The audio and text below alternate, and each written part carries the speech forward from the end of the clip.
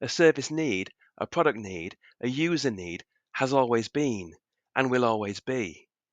It has emerged and evolved from a changing world, and that need continues to evolve and changes over time. And this goes on and on and on. We must set ourselves up for changeability, adaptability, maintainability, sustainability, and so on, not cut and run. Projects are about endings and completion, and a sense that you're cutting and running, I sometimes feel. We can still determine timelines and better predict, forecast, and demonstrate a strong economic basis for decision making with flow metrics and throughput accounting, and by switching to a more meaningful measurement of productivity by focusing on outcomes over a focus on output. The very nature of software, its softness, enables this and should serve this constant change very well.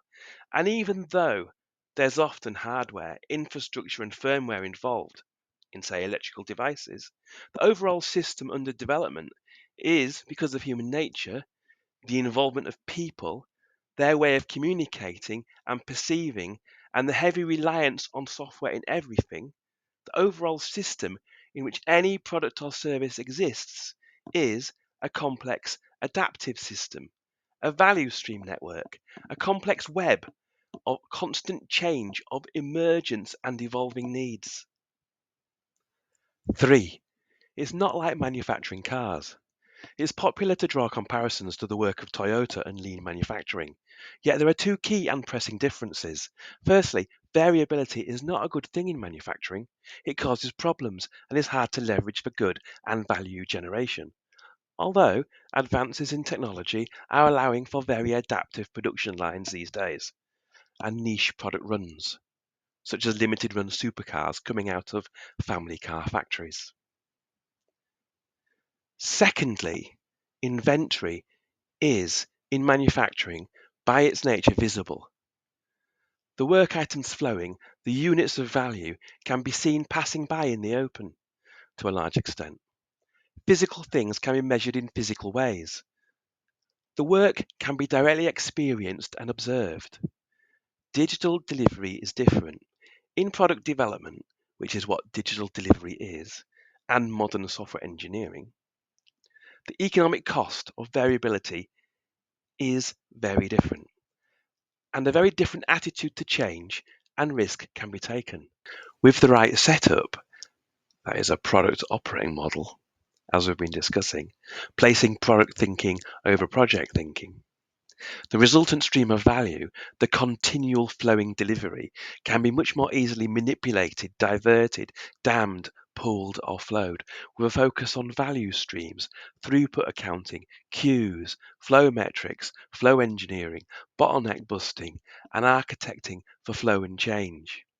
If we understand that value is very often ephemeral, intangible, hidden, complexly dependent, and that in knowledge work, frequently not what we initially thought it was, amongst other things, where doubt, ideation, and theorizing can be powerful creative tools.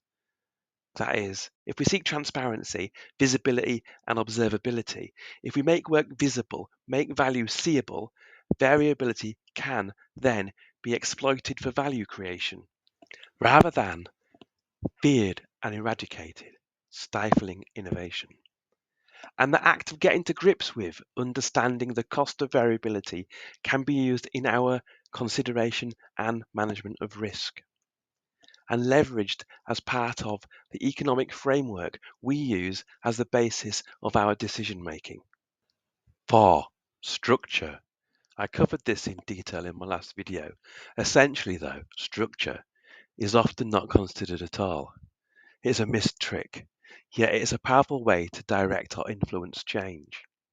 It's possible to deliberately design your organization, your culture, and architect for flow by deep consideration of structure.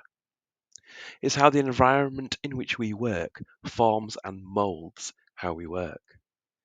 It's almost as if hidden forces push us around and nudge our behavior, our interactions, communication, and collaboration. There's enabling forces and disabling forces, and something in between. Sources of structure include software architecture, that's how we componentize and deploy our software, team structure or topologies, the formation of communities, formal and informal, and especially tool use, the tools we use, the, the tech stacks we deploy, the frameworks that we use, amongst other things. And as much as structure can be deliberate, structure is often accidental or just emerges. So in seeking a reason for something unexpected happening, seek out structures. 5. Reinforcing and amplifying factors. So there are social, political, power dynamic, cultural, reinforcing and amplifying factors, which we will cover in a future video. But think about how social media algorithms work, how they become infected with politics, and how that's changed the way we use and experience social media over the time that social media has been a thing. That's something a little bit like what we'll talk about in a future video when it comes to how we work within organizations delivering digital within this political, hierarchical, cultural, social situation.